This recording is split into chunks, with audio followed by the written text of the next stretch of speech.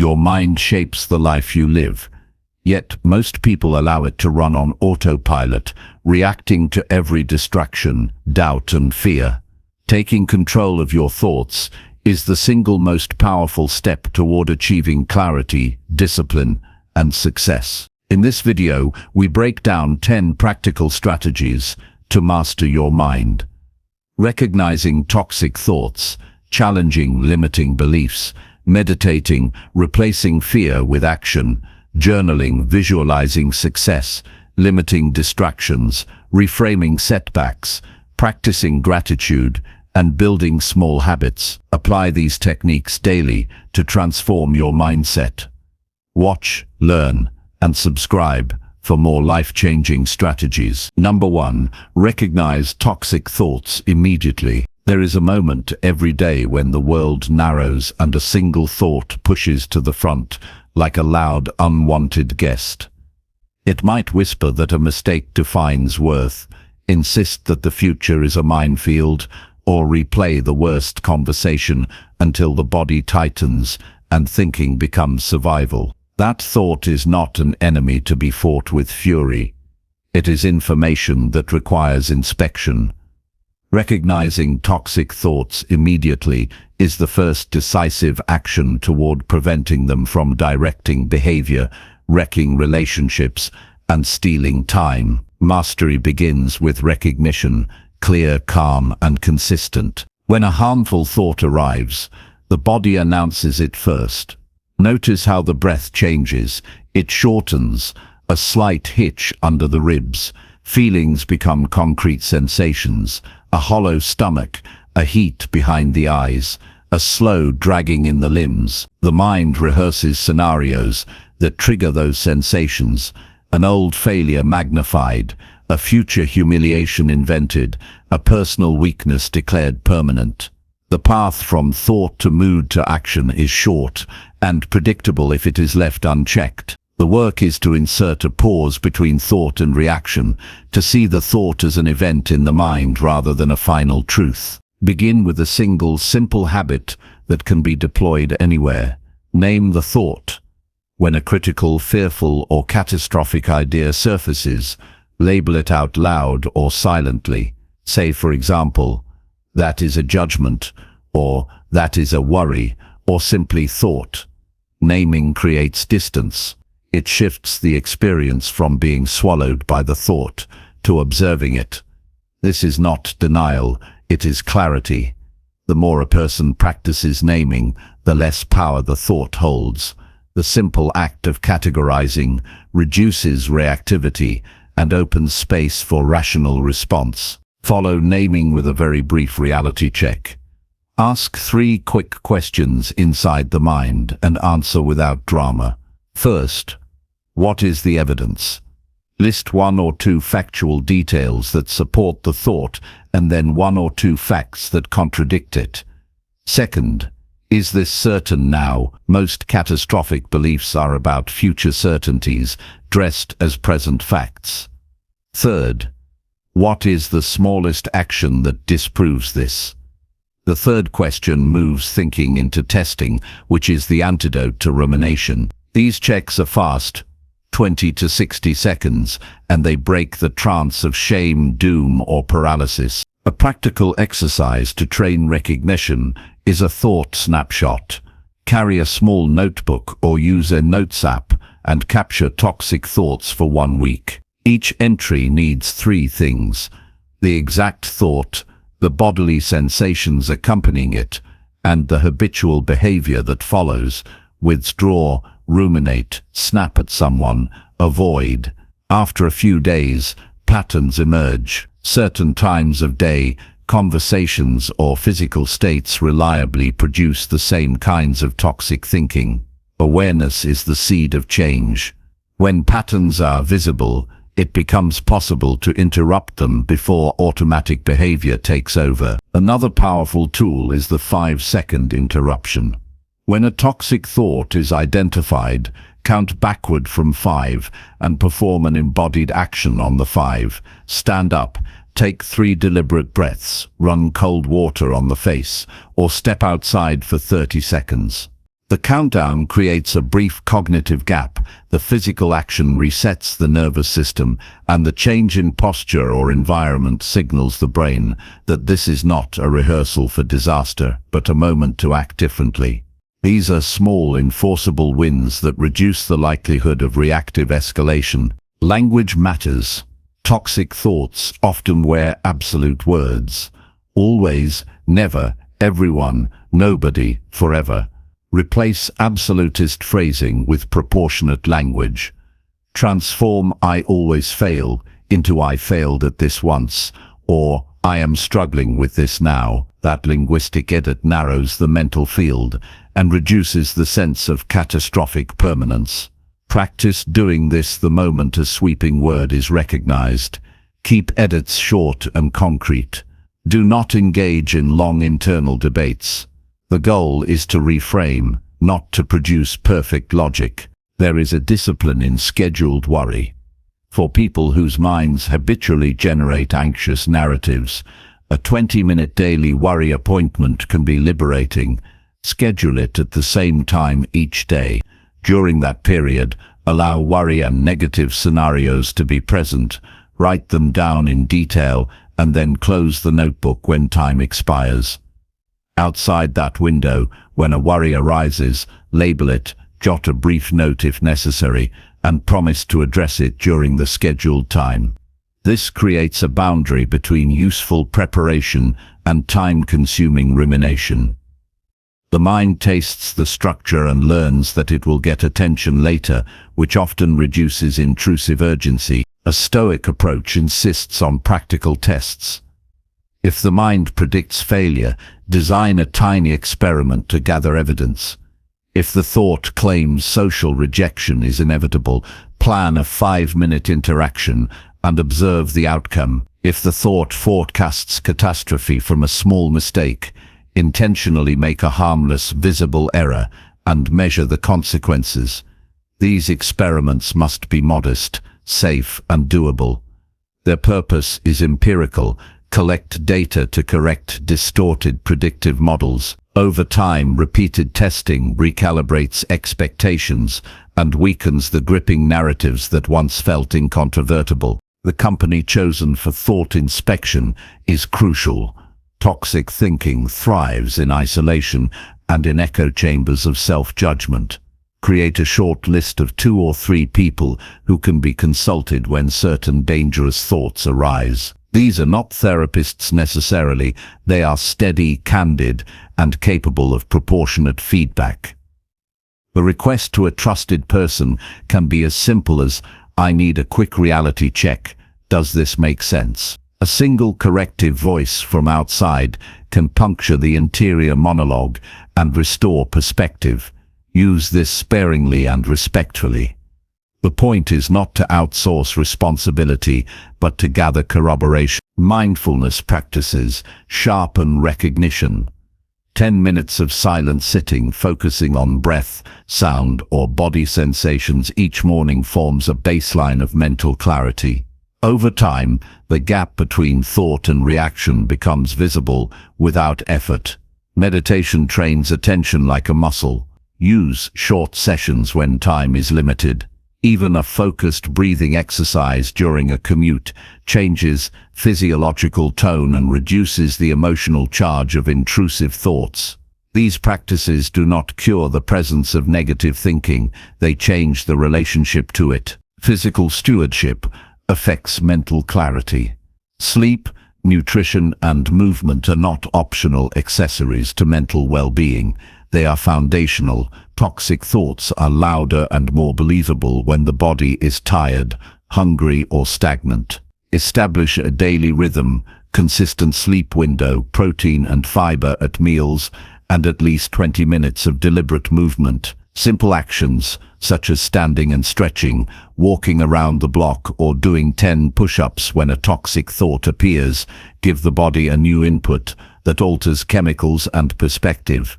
The mind responds to the body as much as the body responds to the mind. Create a thought triage system. Not every negative thought requires equal attention. Classify them into 3 categories: Immediate action requires problem solving now, scheduled reflection, address during a planned time, and dismiss, not actionable or constructive. This triage can be done in seconds after naming the thought.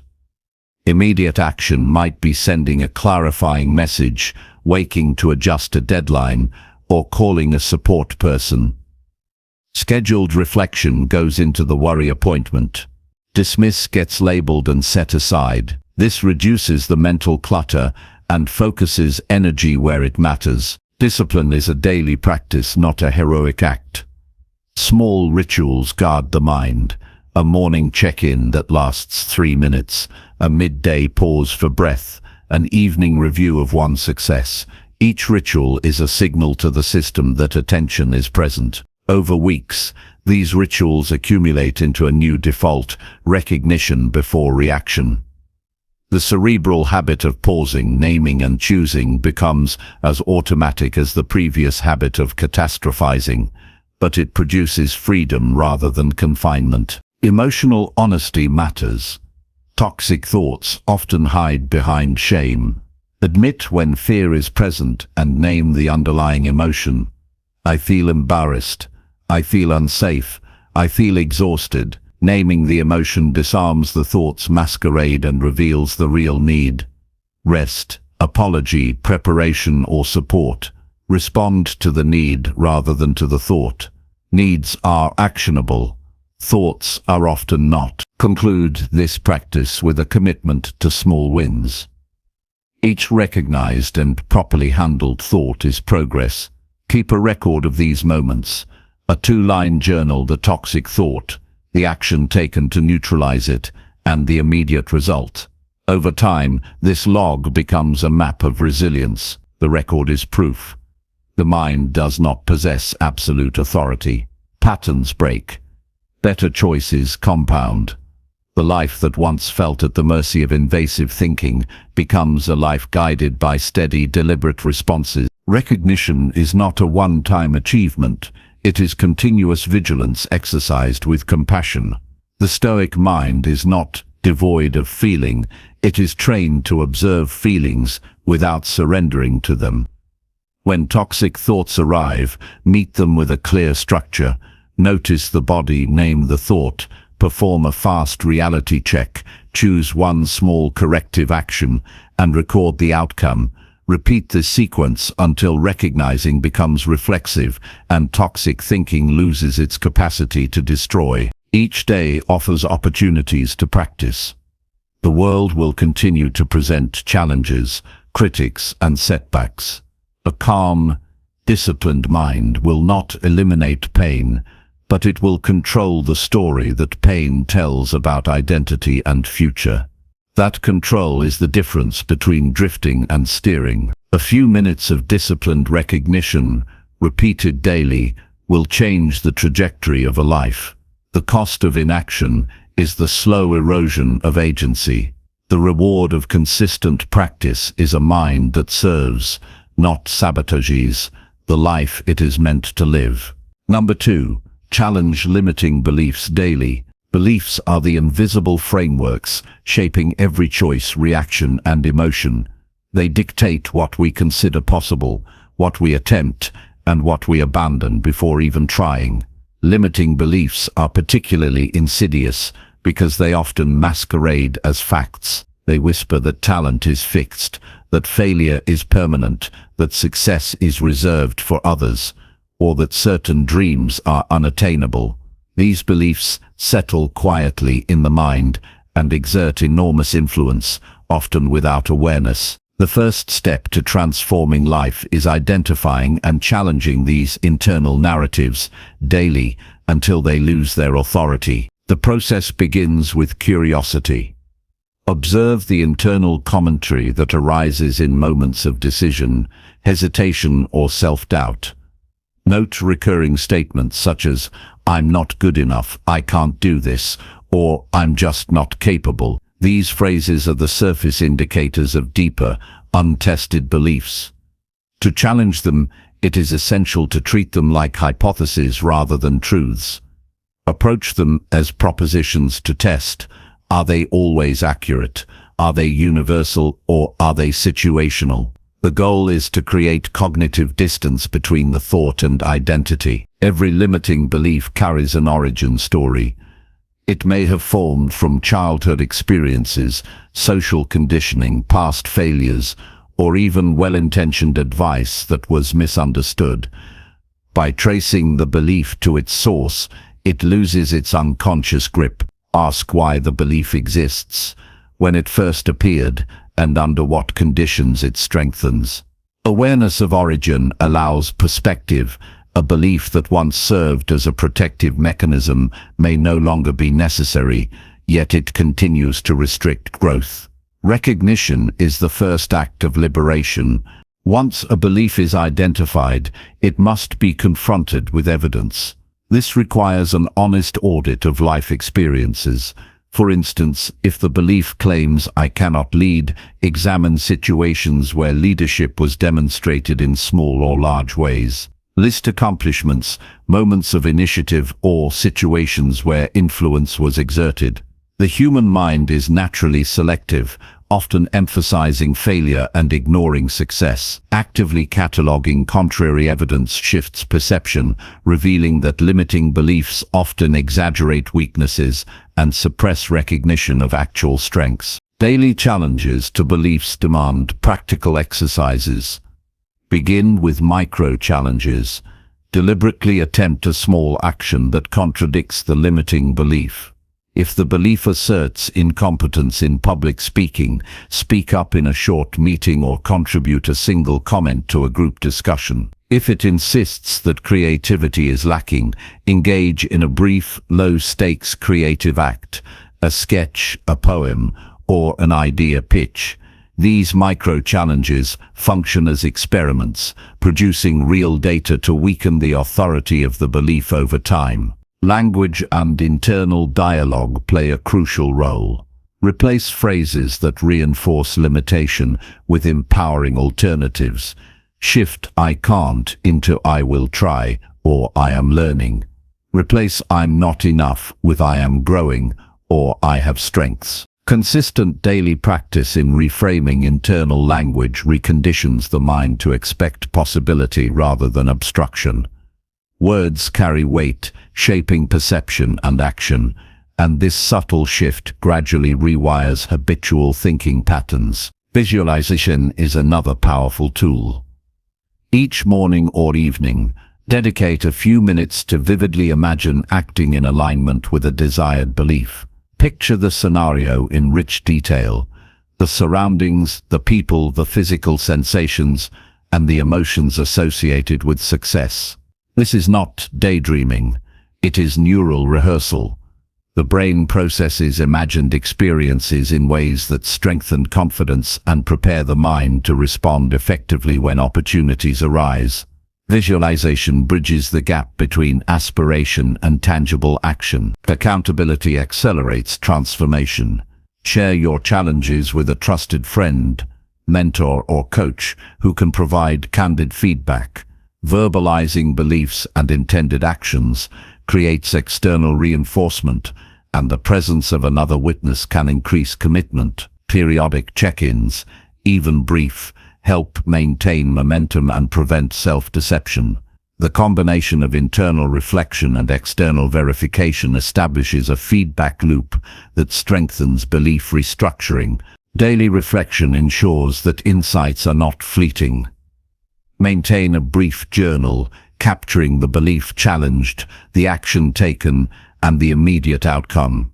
Include emotional and physical reactions to the experience. Observing progress reinforces self-efficacy and reveals patterns in which beliefs resurface, which challenges succeed, and which strategies require refinement.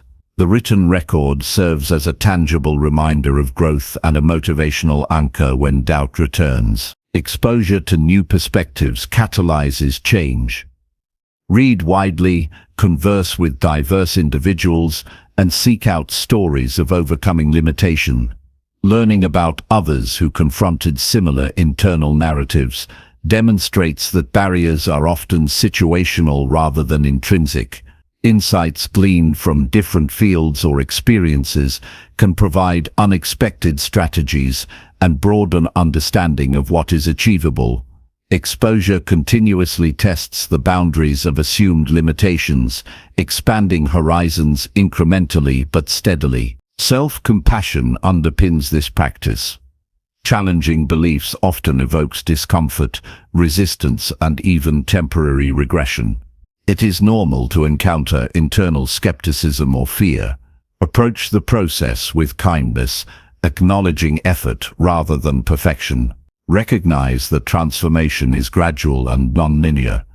Treat missteps as information, not failure. A mindset that blends discipline with compassion strengthens resilience, enabling sustained engagement with the work of daily belief challenges. Emotions are signals, not dictators. Fear, anxiety, or shame arising when a belief is challenged are natural indicators of growth edges. Monitor emotional responses, allowing awareness to guide action without surrendering to them. Strong emotions often exaggerate the perceived impossibility of a challenge. Naming the emotion, "This is fear," diminishes its dominance and permits rational engagement.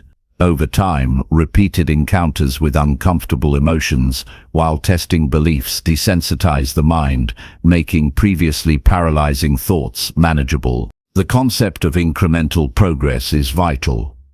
Not every belief will be fully dismantled in one attempt. Prioritize high-impact beliefs that constrain the most significant areas of life.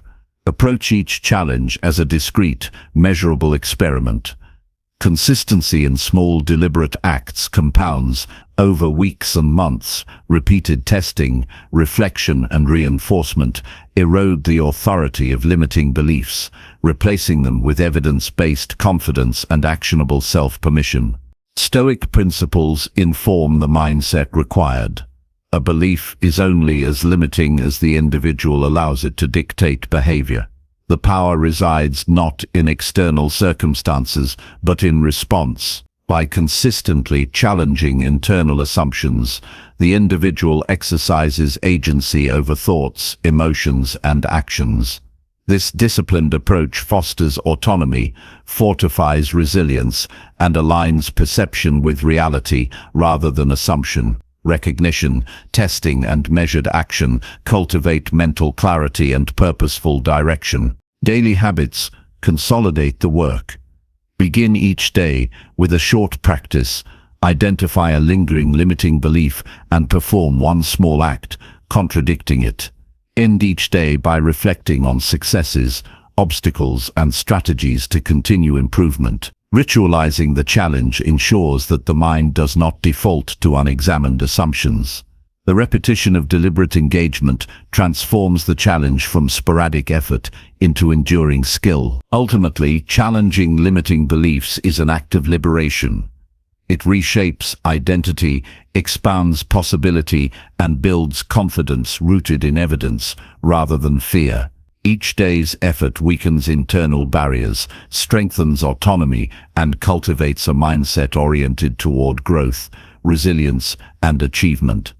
A life constrained by untested assumptions gradually transforms into one guided by deliberate choices, courageous experiments, and disciplined optimism. By embracing this daily practice, the individual reclaims authority over the mind, redirecting energy from doubt and inhibition into purposeful, empowered action. This process is continuous and lifelong.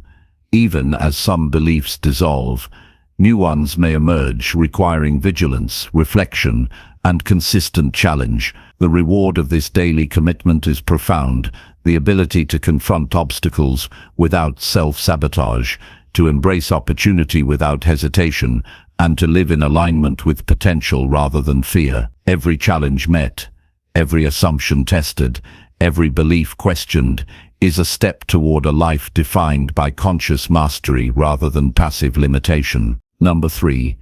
Meditate to calm mental chaos. The mind is constantly alive with motion, a ceaseless river of images, worries, memories, and plans. Without intervention, it runs unchecked, carrying anxiety, regret, and distraction downstream, often into every corner of life. Mental chaos manifests as scattered focus, irritability, indecision, and sleepless nights. Yet the power to calm this storm lies not in external circumstances, but in disciplined internal practice. Meditation is not a mystical escape. It is a tool for reclaiming control, restoring clarity, and learning to inhabit the present moment with steadiness. The transformation begins with the commitment to sit with the mind rather than flee from it. Starting meditation requires nothing more than a few minutes, a quiet space, and willingness to observe without judgment. The goal is not to silence thoughts completely. Attempting to force stillness often increases tension. Instead, meditation teaches recognition of mental activity and gentle redirection of attention. Begin with the breath, the most reliable anchor. Notice its natural rhythm, the expansion of the chest, the subtle rise of the belly, the passage of air through the nostrils. Observation, not manipulation, is key. Simply witnessing the breath fosters awareness and introduces a calm, steady point amid the turbulence of thought. When the mind wanders, and it will, acknowledge the distraction without critique. Thoughts about the past, anxiety about the future, or random impulses will arise. Naming them internally as thinking or planning allows detachment. The practice is one of returning over and over to the chosen focal point. Each return strengthens mental resilience. The mind gradually learns that distraction is not failure, but an opportunity to exercise attention. Over time, the repeated act of noticing and returning cultivates a stable center, a place where clarity begins to replace chaos. The body is a partner in this practice. Posture influences the flow of energy and the clarity of attention. Sitting upright with relaxed shoulders, slightly lifted chest, and a grounded spine encourages alertness while remaining comfortable. Even subtle adjustments to hands, legs, or neck create a sense of presence. Meditation integrates the body and mind. Tension in the body mirrors tension in thought. By consciously adjusting physical alignment, the mind receives signals that calm is intentional rather than accidental. Physical stillness becomes the foundation for mental stillness. A structured approach can accelerate progress. Start with short sessions, 2 to 5 minutes, increasing gradually. Consistency matters more than duration. Meditating at the same time each day conditions the mind to expect focus. Pair the practice with another daily ritual. Waking, before meals or prior to sleep, to strengthen habit formation. Early sessions may feel uncomfortable or fragmented. This is normal. Mental chatter is strongest at first because it has been allowed dominance for years. Perseverance transforms initial resistance into stability. Visualization enhances the meditative process. Imagine a calm, steady landscape, a still lake, a quiet forest, or an endless horizon. Each image serves as a mental anchor, offering a place for attention to rest when thoughts crowd the mind. Visualization engages the senses. Hear the rustle of leaves, feel the breeze on skin, notice the weight of feet on the ground. This sensory engagement deepens focus and interrupts habitual mental looping. The mind begins to associate calmness with tangible imagery, creating neural pathways that favor stability over chaos. Breath control further intensifies the effect. Simple techniques, such as inhaling deeply for 4 counts, holding for 4, and exhaling for 6, slow the nervous system and promote physiological calm. This practice does not eliminate thought, but tempers its intensity. Anxiety, agitation, or internal noise loses dominance when the body's rhythm signals safety and presence. Regular engagement with breathwork trains the mind to respond to stress with measured, conscious attention rather than reactive panic. Control emerges from repeated, intentional practice rather than force. Meditation cultivates observation, revealing patterns previously unnoticed. Recurring worries, habitual judgments, and emotional triggers surface during practice. Witnessing these without immediate reaction creates insight. Awareness alone diminishes their power. The mind begins to recognize habitual loops, allowing choice in response rather than automatic escalation. Over time, the practitioner develops the ability to intervene in real life, applying calm and measured attention to situations that previously triggered impulsive or reactive behavior. Integration of meditation into daily activity solidifies its effects. Begin by observing one task at a time with full attention: walking, eating, or listening. Focused engagement reduces multitasking-induced chaos and strengthens cognitive control.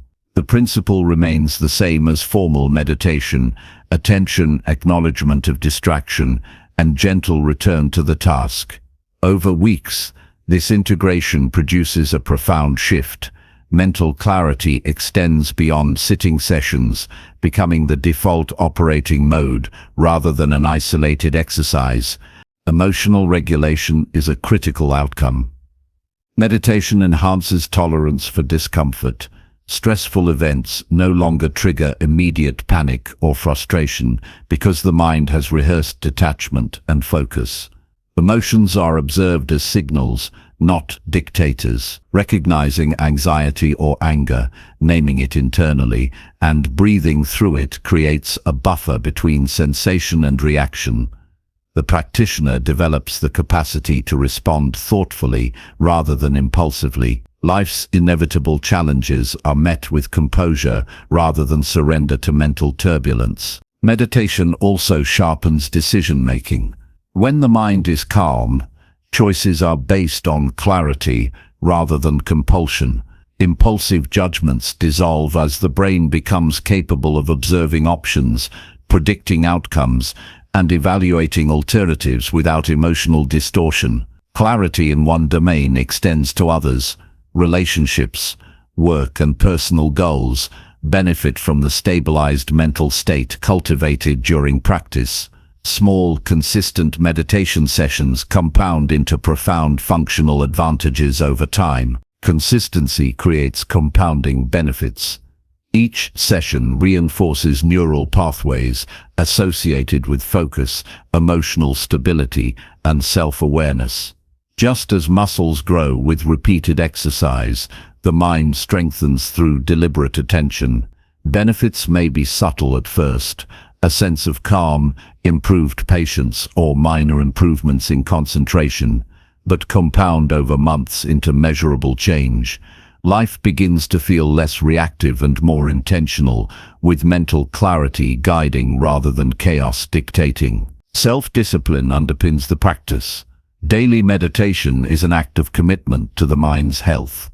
It requires showing up even when motivation is low, when fatigue is present, or when life is busy. This discipline translates beyond the cushion.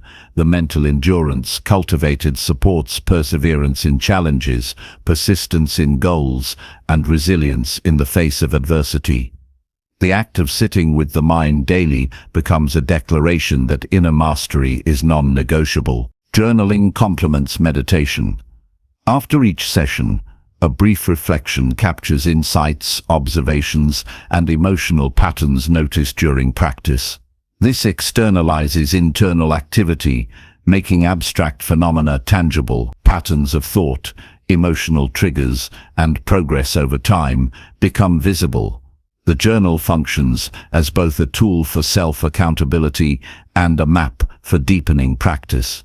Reviewing entries highlights growth and underscores the value of consistent attention to mental stability. Meditation encourages presence, the antidote to regret and anxiety. The mind frequently dwells on past mistakes or future uncertainties, creating unnecessary suffering.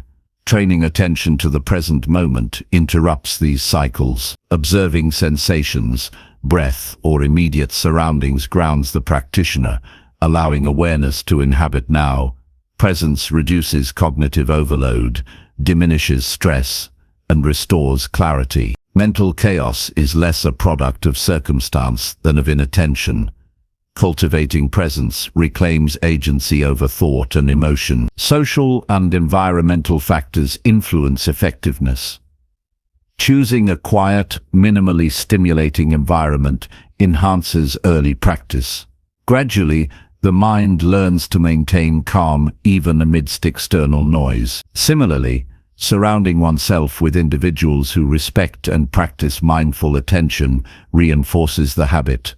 Contextual support reduces friction, while repeated practice builds independence from external conditions, allowing meditation's benefits to permeate varied settings. Finally, patience is essential. Meditation is not an immediate fix, but a lifelong skill. The mind will resist, wander, and challenge the practitioner. Frustration may arise. Accepting this as part of the process is crucial. Growth occurs incrementally, one moment of awareness at a time. Each session, each breath, each gentle return to focus is a victory over mental chaos. Over time, these incremental victories accumulate into enduring stability, resilience, and clarity. Through meditation, the mind becomes a steady companion rather than an erratic master. Chaos no longer dictates behavior or perception. Thoughts can be observed, assessed, and released without undue influence. Decisions are made with calm clarity, emotions are tempered, and presence is restored. This disciplined practice transforms mental turbulence into a resource rather than a liability. The life once consumed by scattered thinking becomes one of intentional action, profound awareness, and inner equilibrium, all cultivated through the simple, consistent act of sitting and observing the mind. Number 4. Replace fear with conscious action. Fear is a constant companion in life, a silent force that shapes choices and restricts possibilities. It arises not only in response to immediate danger, but also in anticipation of imagined outcomes, whispers of inadequacy, and the weight of uncertain futures. Fear does not only live in moments of crisis, it embeds itself in decisions, habits, and relationships, subtly steering life away from growth and towards safety and comfort.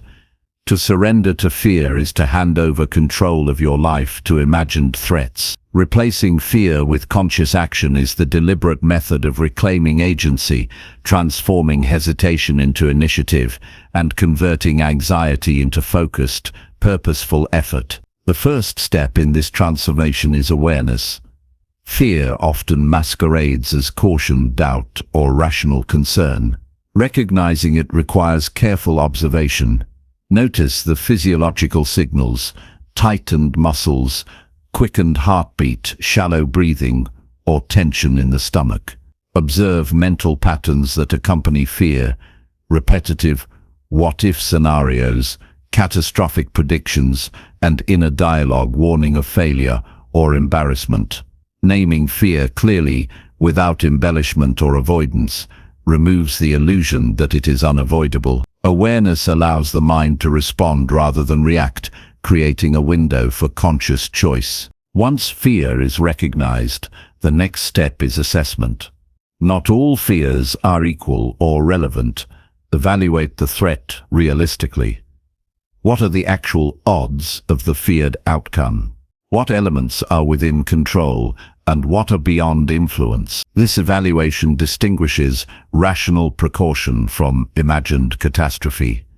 Rational fear can inform preparation, but imagined fear is a barrier to growth. By differentiating these two, action becomes guided by reality rather than projection, preventing paralysis while ensuring informed decision-making. Fear is diminished most effectively through movement.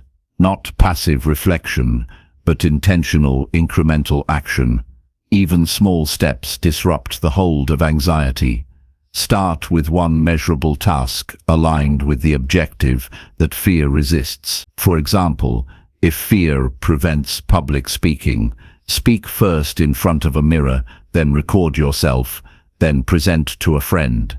Each deliberate action builds evidence, that fear does not dictate reality. The brain begins to associate action with mastery rather than avoidance, gradually retraining responses that once defaulted to hesitation. Preparation amplifies confidence. Conscious action is grounded in readiness. Identify the skills, information, or resources required for the situation you fear. Break the task into manageable segments. Action is not reckless, it is strategic.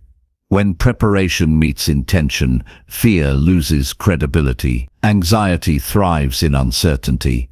By clarifying steps and acquiring competence, the mind sees obstacles as manageable rather than insurmountable. Deliberate preparation converts energy from worry into constructive movement. Visualization enhances readiness and reduces anticipatory fear. Picture the feared scenario unfolding successfully, paying attention to sensory details, the sounds, sights, and interactions. Imagine responding calmly, efficiently, and decisively. Mental rehearsal trains the brain to anticipate success, not just failure.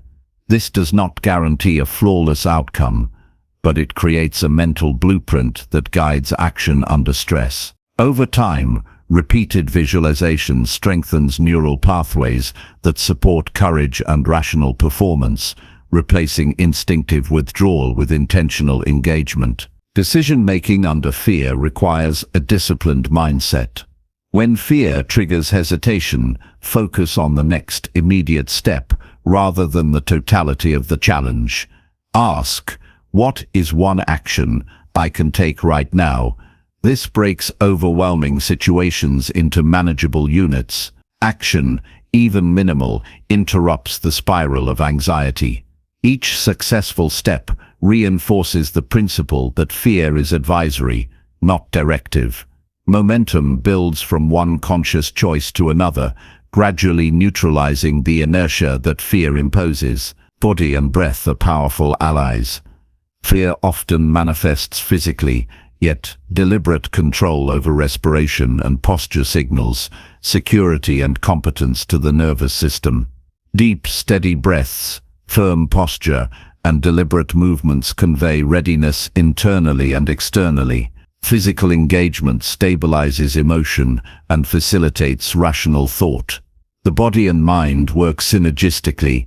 Intentional physical cues can reduce internal alarm, creating conditions for clear and effective action despite anxiety. Language and internal dialogue shape response. Replace catastrophic self-talk with problem-focused language. Transform "I can't handle this" into "I will take the next step," or "I can address what is within my control." Words frame perception. Disciplined selection reinforces agency and diminishes fear's authority. Consistent daily practice in reframing internal dialogue fosters a habitual orientation toward possibility and measured initiative, even in stressful contexts. Exposure is essential. Fear grows in isolation and avoidance. Confronting it systematically weakens its grip.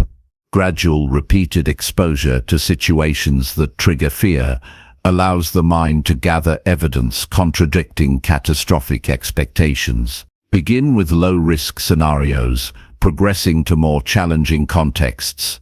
Each encounter expands tolerance and builds confidence.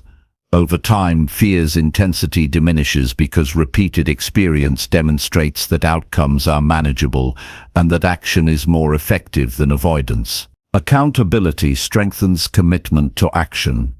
Share intentions with a trusted individual who can provide encouragement and perspective. Accountability adds social reinforcement and reduces the temptation to retreat. Reporting progress, even minor, converts abstract courage into observable behavior. External validation complements internal discipline, reinforcing the habit of confronting fear through purposeful activity. Reflective practice consolidates growth. After engaging in a feared activity, review what occurred, the action taken, the result, and the emotional response. Compare expectations to reality. Document insights in a journal or mental log. Reflection transforms experiences into data, reinforcing that fear often exaggerates potential consequences. This self-feedback loop strengthens self-trust and informs future responses, making conscious action increasingly automatic in the face of anxiety. Emotions are indicators, not imperatives. Fear signals the need for attention, preparation, or reflection, but it is not a command. By interpreting fear as guidance rather than instruction, the mind gains clarity. Observing the sensation without surrendering to it cultivates resilience. Over time, fear is recognized as transient and manageable, no longer dictating life's trajectory. Stoic principles guide this approach.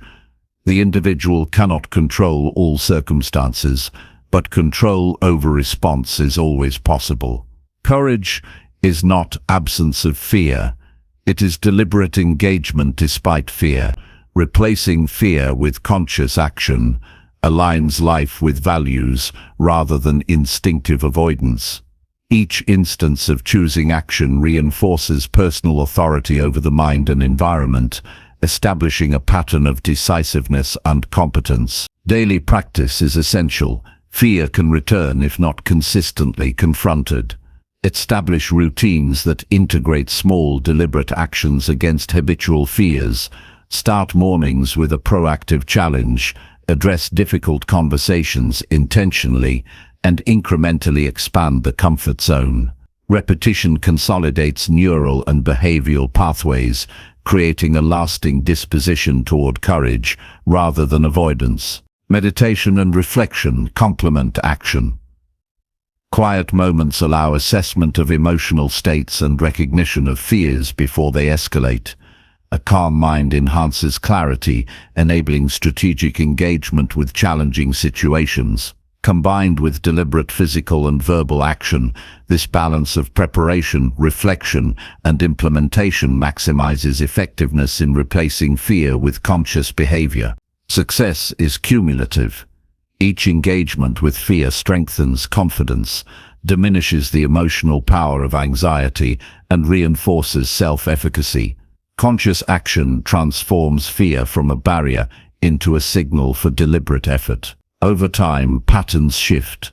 Hesitation becomes initiative, paralysis becomes momentum, and worry transforms into strategy. Life begins to be shaped not by imagined threats, but by measured, purposeful steps toward meaningful goals. Replacing fear with conscious action is a practice of sovereignty over the mind. It requires awareness, strategic preparation, deliberate movement, and reflection. The process is ongoing, demanding attention and persistence, but its rewards are profound. Clarity in decision-making, resilience under pressure, expanded capacity for growth, and freedom from the tyranny of imagined limitation. Each choice to act despite fear strengthens the mind's authority and gradually replaces anxiety with confidence, transforming challenges into opportunities for mastery, progress, and meaningful living. Number 5. Journal emotions for clarity. Emotions are powerful messengers, carrying information about needs, boundaries, desires, and fears, yet they can easily overwhelm the mind when left unexamined. The swirl of anger, anxiety, sadness, or excitement often obscures clarity, leading to impulsive reactions, miscommunication, and indecision. Journaling emotions transforms this energy into insight, providing a structured way to observe, understand, and respond to the inner world. The act of writing bridges the gap between feeling and thought, creating space for reflection that turns confusion into actionable awareness. Through consistent practice, journaling becomes a tool to navigate life with greater precision and emotional intelligence. The process begins with honesty. True clarity requires confronting emotions without self-judgment or minimization. Begin by noting the emotion present in the moment. Label it as specifically as possible: frustrated, disappointed, anxious, overwhelmed, elated, or curious. Avoid vague terms like bad or upset, which provide little information. Precision matters because each emotion carries unique guidance. Naming feelings activates cognitive pathways that shift experience from a raw, reactive state to an observed, processed state. This first step alone reduces intensity, providing a foothold for further exploration. Next, identify the triggers. What event, thought, or interaction initiated the emotional response? Was it a conversation, a task, a memory, or a self-critical thought? Mapping the origin creates context, revealing patterns and recurring stresses that might otherwise remain unconscious. Often, emotions are compounded by layers of old associations or unprocessed experiences. Writing down the trigger clarifies causation and prevents the mind from generalizing or misattributing the source, allowing more targeted strategies for response and resolution. Describe the physical sensations accompanying the emotion. The body often signals emotional states before the mind fully recognizes them. Tightness in the chest, tension in the jaw, racing heartbeat, or shallow breathing are all informative. Recording these sensations develops somatic awareness, which is essential for regulation. Recognizing how emotions manifest physically creates an additional layer of insight, revealing the interplay between body and mind. This awareness supports deliberate interventions to calm the body, which in turn reduces emotional escalation. Consider the beliefs or thoughts associated with the feeling. Journaling provides an opportunity to explore the internal narrative that fuels the emotion. What assumptions, judgments, or expectations underlie the response? For instance, frustration may stem from a belief that others must behave a certain way, while anxiety may arise from imagining worst-case scenarios. By articulating these beliefs, the mind begins to test their validity. Observation alone often diminishes their influence, revealing which thoughts are constructive and which amplify unnecessary suffering. Reflect on the desired outcome. What is the purpose of understanding this emotion? Is it to guide action, to release tension, to communicate effectively, or to adjust perspective? Defining the purpose grounds the journaling process in utility rather than indulgence. Without intention, writing can become repetitive venting. With direction, it becomes a tool for clarity and strategic response. This focus transforms journaling from passive recording into active problem-solving and self-development. Create a plan for response or adjustment. After identifying the emotion, its triggers, physical manifestations, and underlying beliefs, consider what actionable steps can address the situation. This may involve changing behavior, seeking support, practicing self-soothing techniques, or reframing thoughts. The journaling process not only provides insight, but also facilitates movement from observation to solution. Writing bridges the gap between recognition and action, reducing the likelihood of emotional reactivity dominating decisions. Daily practice compounds effectiveness.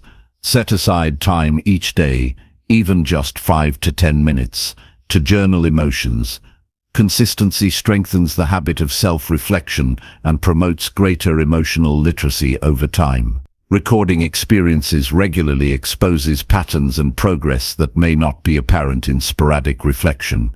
A habit of daily journaling transforms scattered emotional experiences into a coherent map of inner life, offering guidance for better decisions, healthier interactions, and more intentional living. Structured enhances focus. While free-form journaling is beneficial, adding prompts can deepen insight. Questions such as, what emotion am I feeling right now? What triggered this? What am I assuming?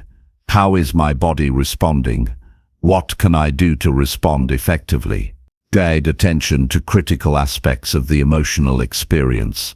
Prompts prevent drift, ensure thorough examination, and accelerate self-awareness. Over time, the practitioner internalizes these questions, applying them mentally even when journaling is not possible. Journaling also strengthens emotional resilience. Writing about difficult experiences provides a sense of distance, enabling the mind to process intensity without being overwhelmed. It fosters patience, curiosity, and tolerance for discomfort. Emotional challenges become manageable rather than paralyzing, allowing for thoughtful responses rather than impulsive reactions. Regular engagement with feelings through writing teaches the mind that emotions are signals to be interpreted, not enemies to be suppressed. Integration with broader self-improvement practices amplifies impact. Journaling complements meditation, mindful breathing, and deliberate action by providing concrete records of internal experiences. Meditation enhances awareness during writing, while journaling solidifies observations into actionable insights. Combined with conscious action, this creates a feedback loop. Awareness informs action, results provide new experiences, and reflection converts these experiences into refined understanding, forming a cycle of growth and clarity. Observation over time reveals patterns previously hidden. Certain situations, people, or thoughts may consistently provoke strong emotions. Recognizing these triggers allows for preemptive strategies, such as adjusting interactions, preparing mentally for challenging tasks, or implementing coping techniques. Journaling exposes recurring mental loops, giving the practitioner control over which patterns to reinforce and which to interrupt. The clarity gained through consistent documentation fosters proactive life management rather than reactive coping. Honesty is central. Avoid the temptation to justify, excuse, or censor emotional responses. Fully acknowledging feelings, even uncomfortable or socially undesirable ones, is critical for clarity. Suppression or distortion weakens insight and perpetuates confusion. Writing truthfully, without embellishment or judgment, cultivates integrity and strengthens the connection between perception and action. This authenticity accelerates emotional mastery and improves self-trust. Sensory and narrative detail enhances depth. Describe the environment, interactions, and internal responses vividly. This concreteness sharpens understanding of the interplay between external events and internal reactions. The mind can then identify nuanced patterns, such as how tone of voice, body language, or specific triggers interact with personal predispositions to produce emotion. Detailed records become a rich resource for reflection, growth, and strategic intervention in future situations. Self-compassion transforms the process. Journaling emotions can uncover vulnerabilities, mistakes, or unmet expectations. Approach these discoveries without harsh judgment. Recognize that emotions are natural and human, and that awareness is itself progress. Compassion supports sustainable practice, ensuring that journaling remains empowering rather than punitive. A gentle, disciplined approach encourages continued engagement and fosters long-term emotional intelligence. Over weeks and months, the cumulative effect is profound.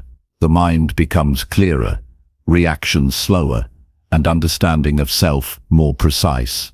Journaling turns fleeting sensations into structured knowledge, creating a map of tendencies, triggers, and effective responses. Emotional confusion diminishes, replaced by insight and readiness. Decision-making improves, relationships strengthen, and life feels more intentional. The discipline of recording and reflecting on emotions cultivates mental clarity and strategic responsiveness in all areas of living. Through consistent practice, journaling transforms emotions from chaotic forces into instructive guides. Each entry provides data, perspective, and a foundation for deliberate action. The mind learns to distinguish signal from noise, reacting thoughtfully rather than reflexively. Emotional intelligence expands, resilience grows, and the capacity for self-directed living strengthens. By committing to this simple yet profound practice, the individual cultivates clarity, presence, and mastery over the internal world, turning emotional turbulence into insight and confusion into actionable understanding. Number 6. Visualize success over failures. The mind often becomes a battlefield where past mistakes haunt the present and imagined failures intimidate the future. Every hesitation, every delayed action, and every self-doubt is frequently fueled by an internal replay of setbacks rather than a vision of potential achievement. The human brain naturally prioritizes threat and negative memory, which can create a distorted perspective that magnifies risk and minimizes possibility.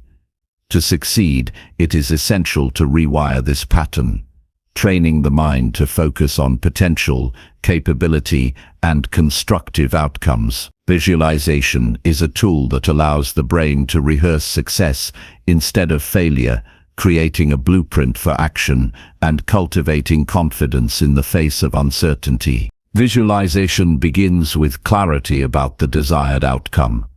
The mind cannot create what is vague or undefined. Take a moment to picture a goal with precision.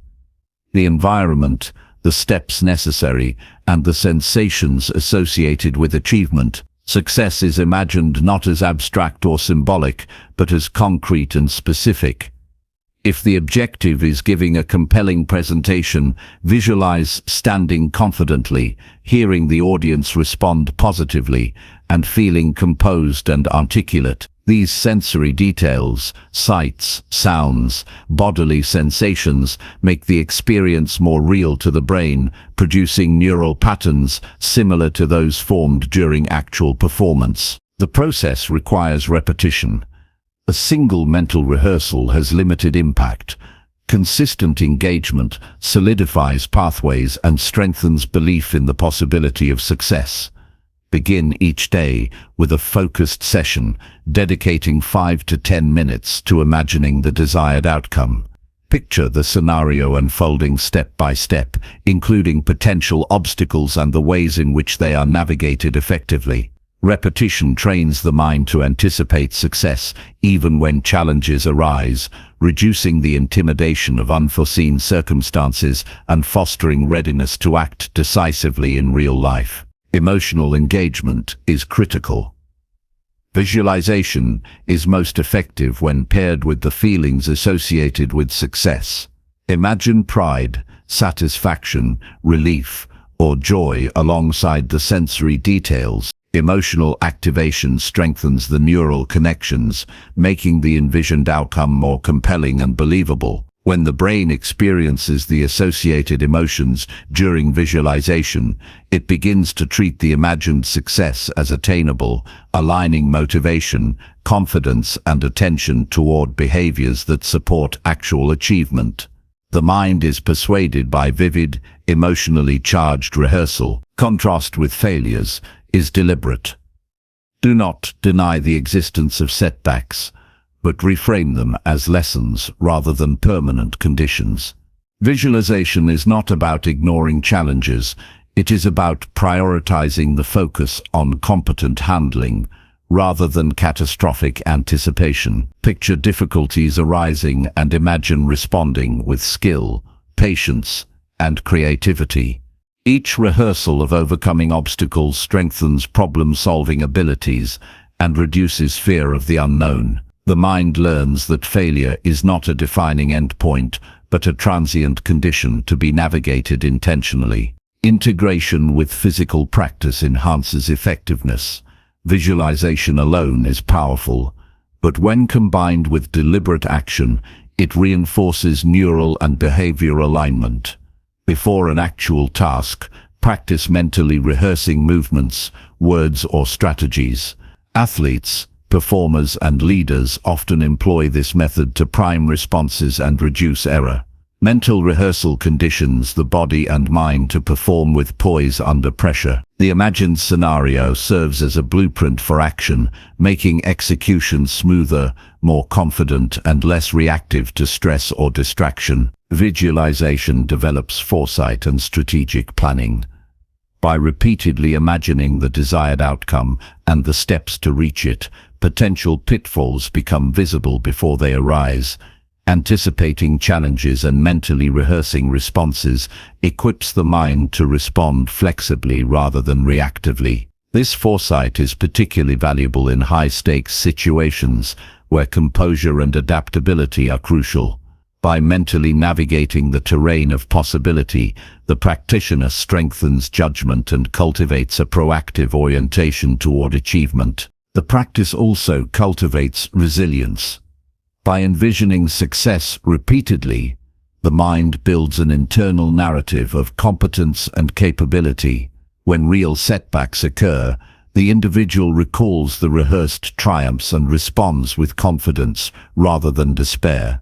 Visualization reinforces the belief that obstacles are navigable, creating a mental buffer against defeatism.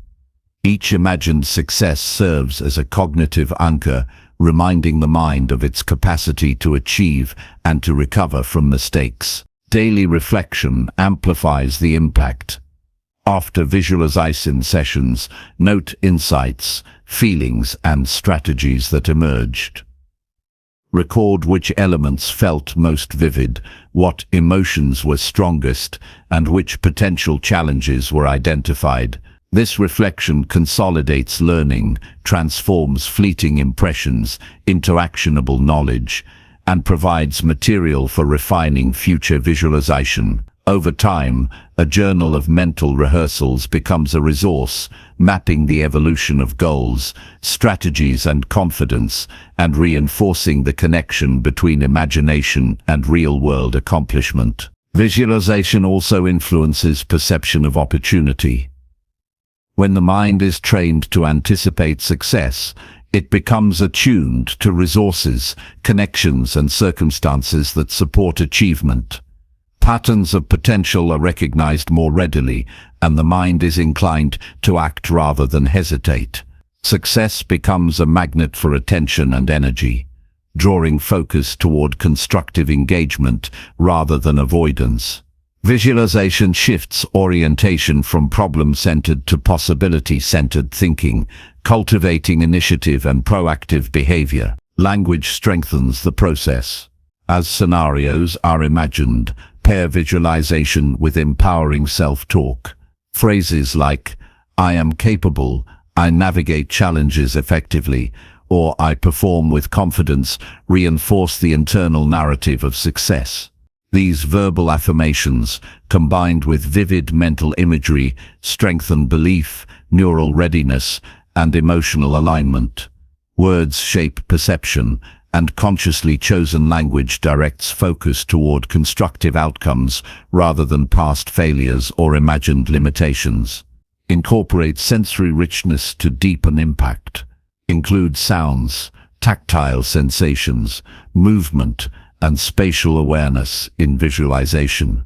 Feel the floor beneath the feet, the weight of a pen in the hand, the resonance of one's voice, or the ambient sounds of the environment.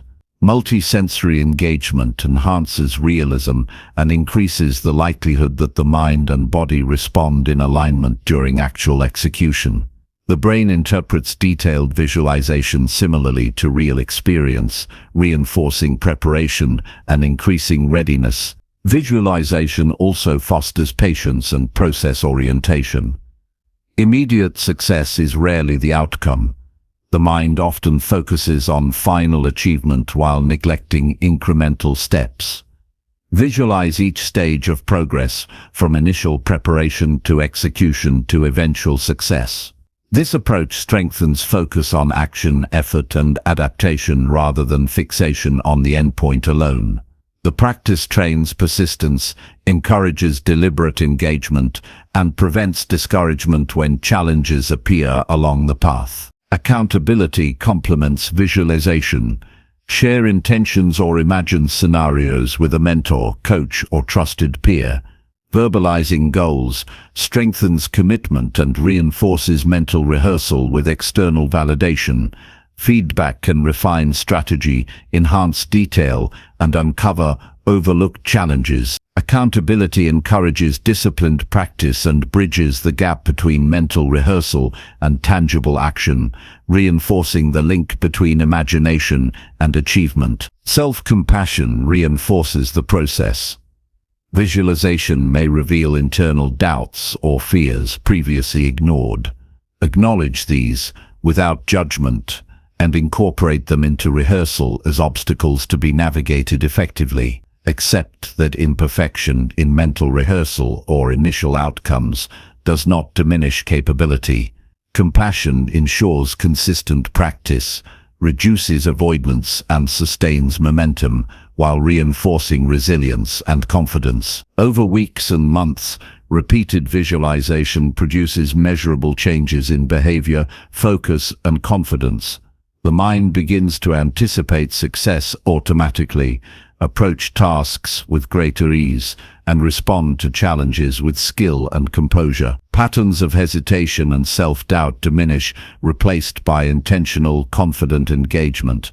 Success becomes a familiar mental state, reducing fear of failure and increasing the likelihood of achieving tangible outcomes. Visualization is a deliberate act of mental training.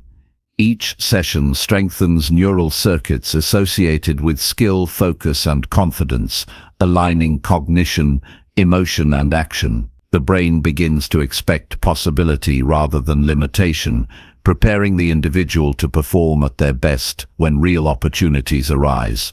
Over time, the cumulative effect transforms perception, decision-making, and capability, allowing life to be guided by preparation, intention, and belief in potential rather than by lingering doubts or past mistakes. By consistently visualizing success over failures, the mind develops resilience, focus, and preparedness.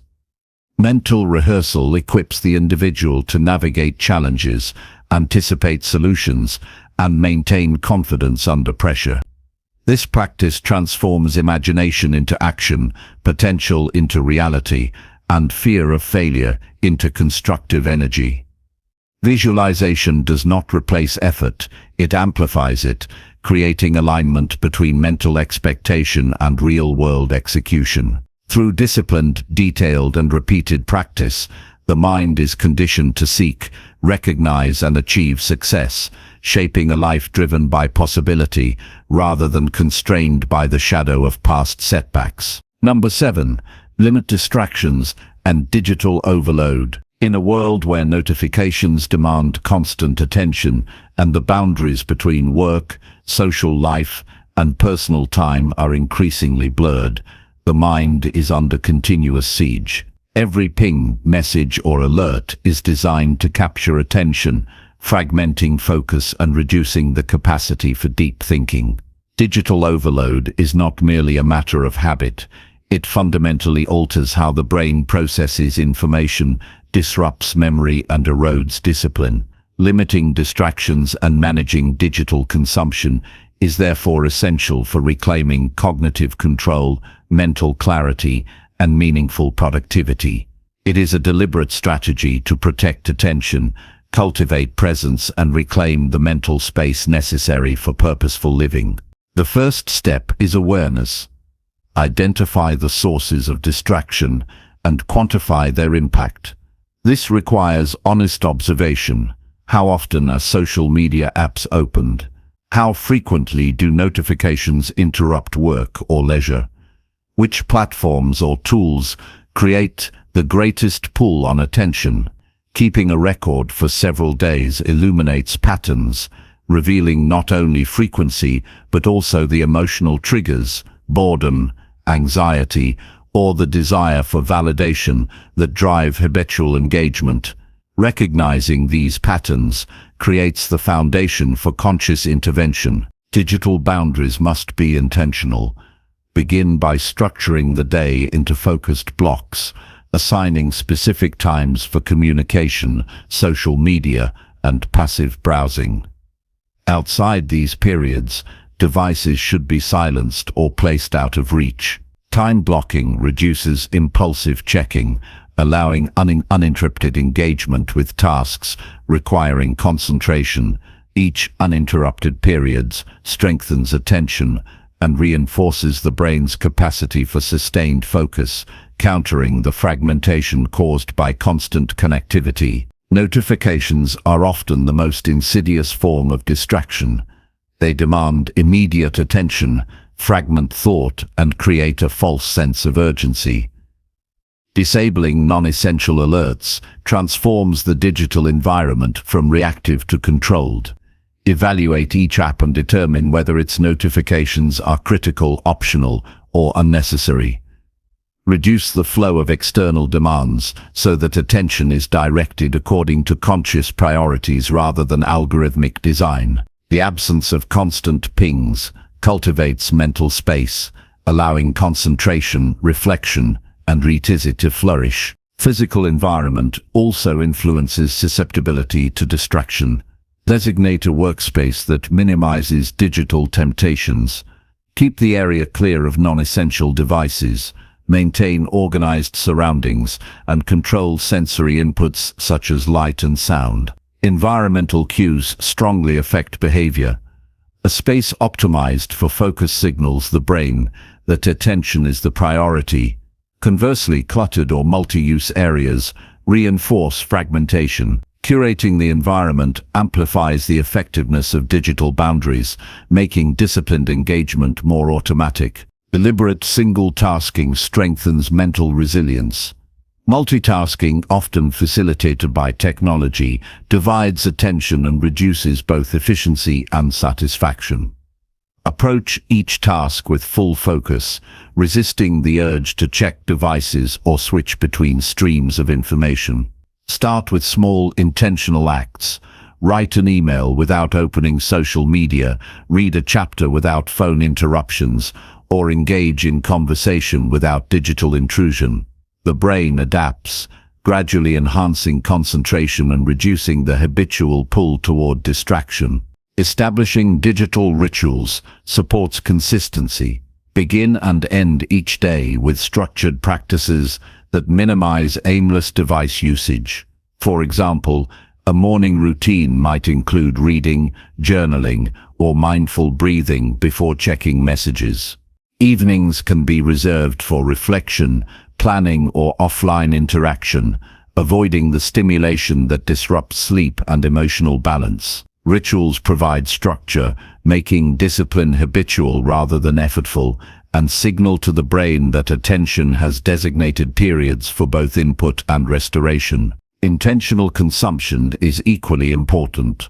Not all digital content is equal. Selective engagement preserves energy for meaningful input. Curate feeds, unsubscribe from irrelevant channels, and prioritize sources that support goals, learning, or growth. Passive scrolling and endless consumption offer the illusion of engagement while depleting focus.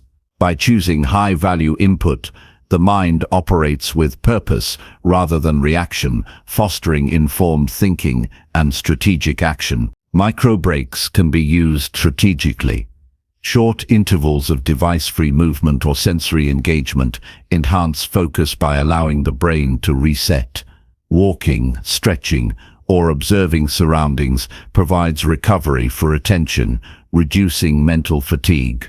These breaks are distinct from reactive engagement with notifications, which disrupt continuity.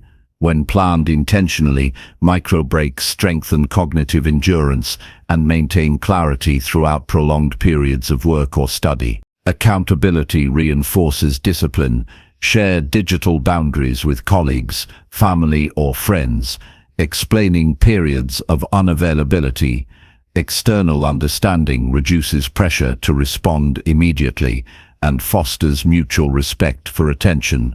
Accountability transforms boundaries from personal preferences into reinforced agreements, making adherence more likely. Social reinforcement strengthens resolve and normalizes controlled digital engagement. Self-reflection consolidates practice. At the end of each day, assess adherence to digital boundaries, noting successes, failures, and triggers.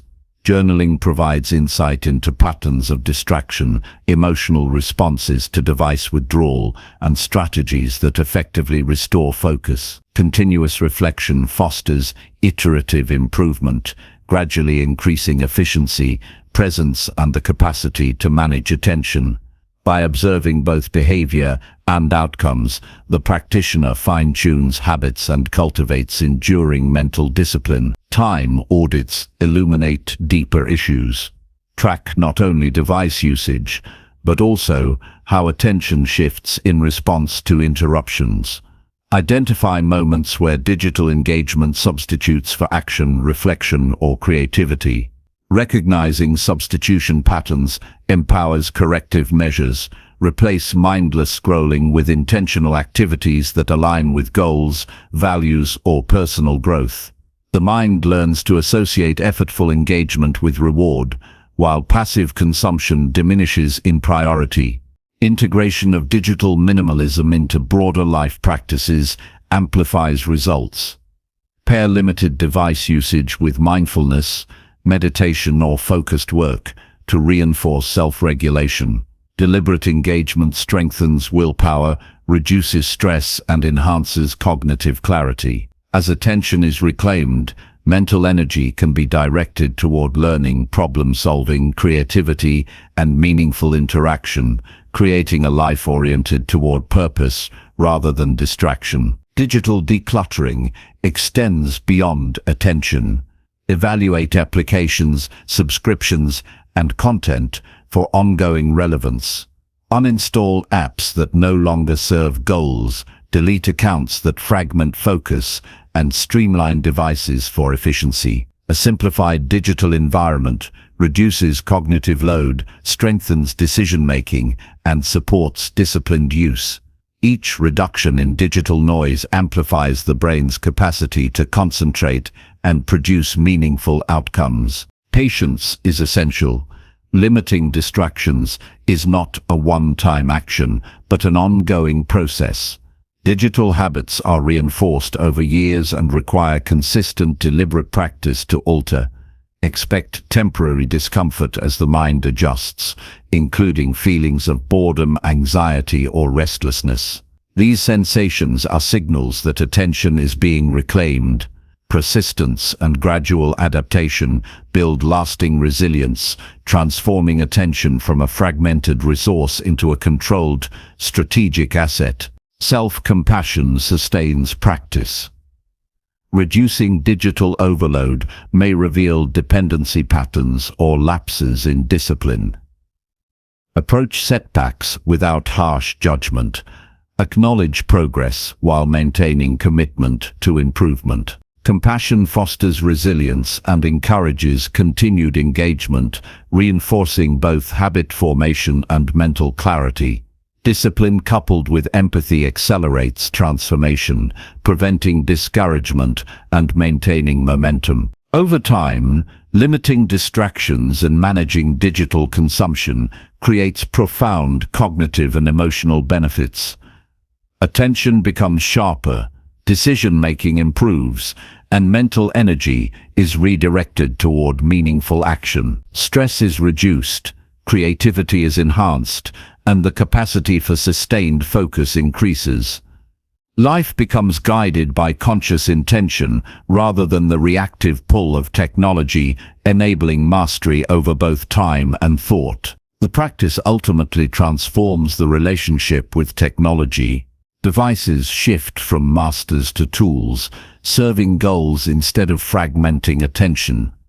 The mind gains space for reflection, creativity, and strategic action. Each deliberate reduction in distraction reinforces mental sovereignty, producing clarity, efficiency, and a sense of agency. Through consistent, intentional practice, control over attention is reclaimed. Digital overload is mitigated, and life is shaped by purpose rather than the ceaseless demands of external stimuli. Number 8. Reframe setbacks as growth opportunities. Setbacks are often perceived as interruptions, failures, or evidence of inadequacy, yet this perspective obscures their true value. Every challenge, obstacle, or unexpected outcome carries the potential for learning, adaptation, and refinement. The difference between stagnation and growth lies in interpretation. One view sees a dead end, the other a doorway. Reframing setbacks as opportunities requires conscious attention, deliberate perspective, and active engagement with experience. This approach transforms moments of difficulty into catalysts for development, reshaping the way the mind interprets challenges and building resilience, creativity, and strategic thinking. The first step is awareness. Notice the initial emotional reaction when confronted with a setback. Disappointment, frustration, fear, or even anger. These emotions are natural and informative, signaling that expectations have been disrupted. Recognizing and labeling them prevents impulsive reactions and allows space for reflection. Emotional clarity is the foundation for cognitive reframing, because the mind cannot objectively analyze a situation while dominated by raw, unprocessed feelings. Awareness turns instinctive discouragement into conscious observation. Next, examine the situation with curiosity rather than judgment. Ask what specifically went differently than intended and why. Avoid assigning blame to yourself or others as a first step. Instead, approach the scenario as a problem to understand what factors contributed to the outcome, which elements were within your control, and which were not. This analytical approach separates perception from reality, revealing actionable insights rather than amplifying emotional turmoil. Curiosity creates a framework where learning becomes the primary response to difficulty. Shift focus from what was lost to what can be gained. Every setback contains embedded lessons, whether in skill development, knowledge acquisition, or personal growth. Consider questions like, what insight does this experience provide? How does it reveal gaps in strategy, preparation, or understanding? Which behaviors or assumptions require adjustment? By directing attention toward acquisition rather than loss, the mind reinterprets failure as a resource rather than a threat, establishing a habit of opportunity-focused thinking. Develop a practical action plan based on insights gained. Reframing is not solely mental. It requires tangible steps to transform lessons into improvement. Identify incremental changes to behavior, strategy, or mindset that address weaknesses exposed by the setback. For example, if a project failed due to poor time management, implement structured scheduling, task prioritization, or accountability measures. This bridges analysis with implementation, converting awareness into competence. The cycle of reflection, planning, and action reinforces growth-oriented interpretation of challenges.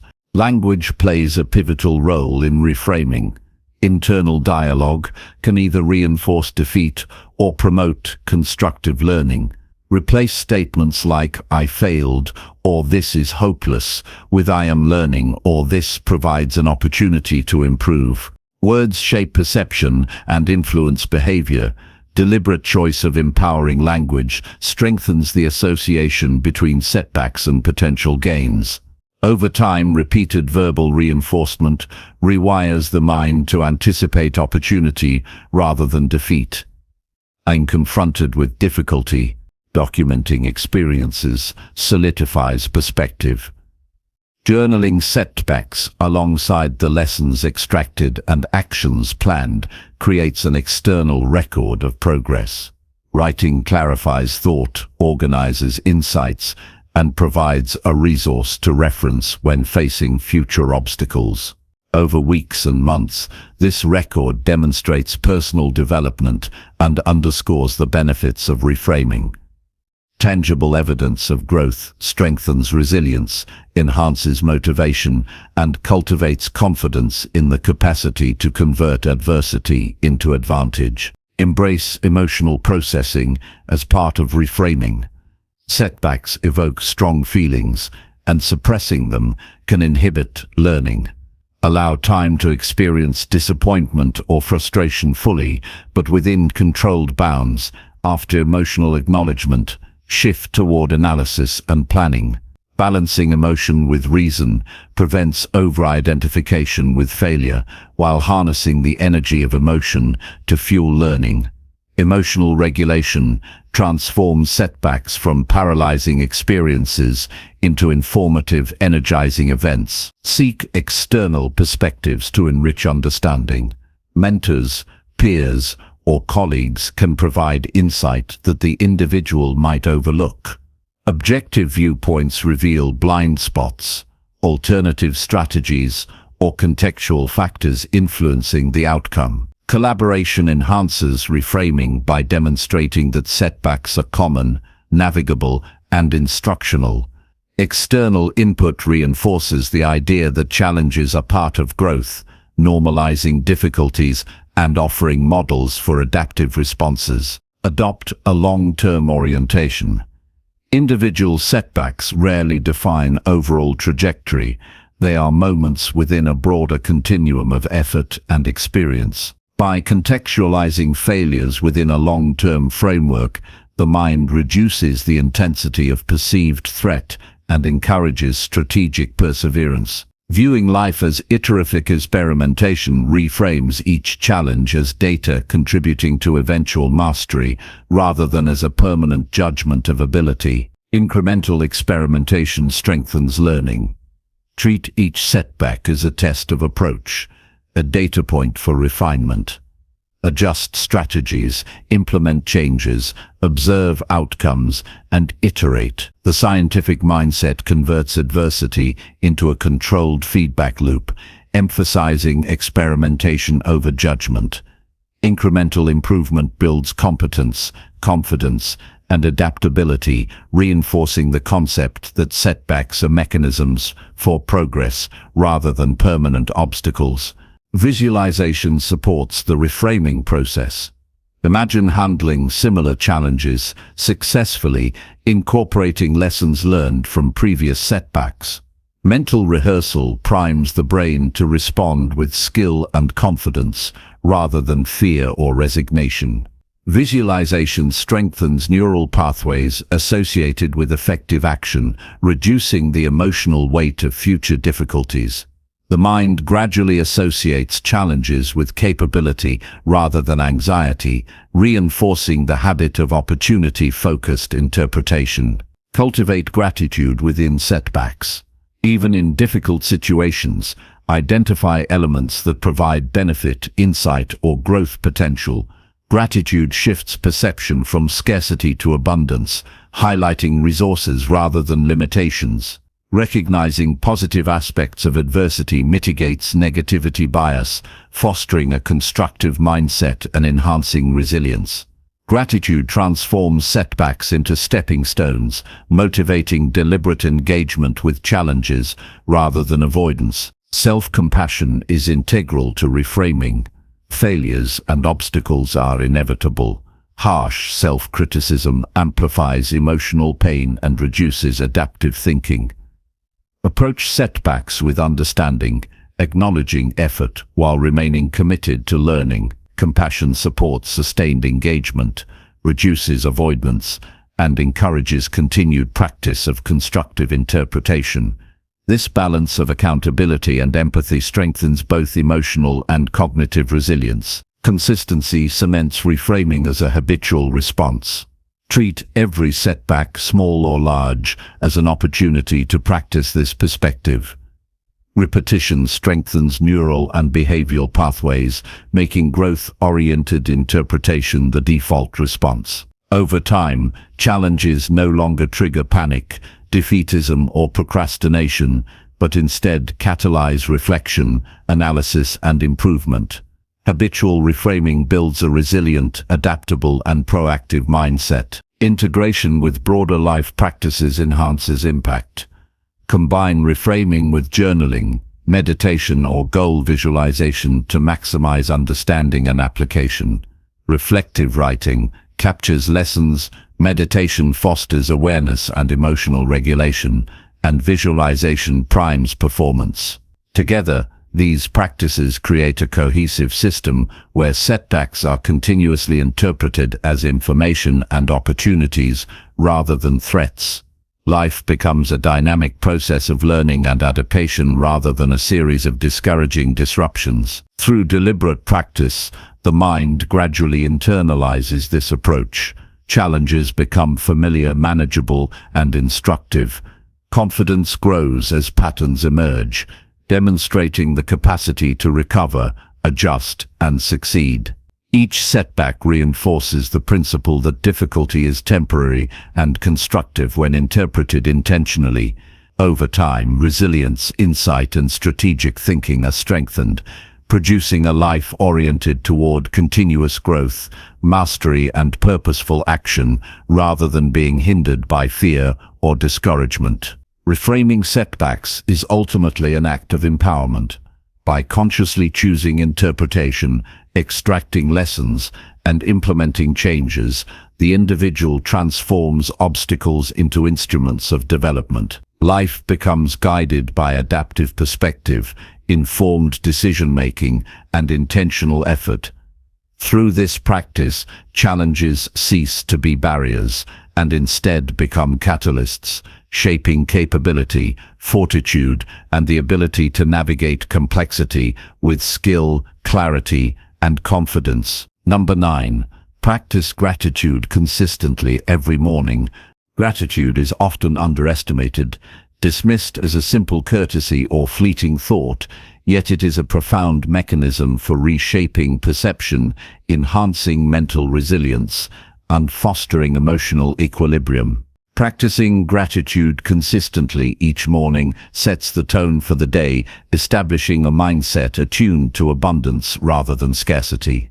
The act of acknowledging what is positive, valuable, or meaningful within one's life redirects attention from problems, distractions, and negative self-talk toward constructive awareness. This shift is not superficial. It restructures neural pathways, reinforces focus on what is controllable and enriching, and creates momentum for intentional action throughout the day. Morning is a pivotal moment for cultivating gratitude because it occurs at the threshold of the day, before external demands dictate attention and energy.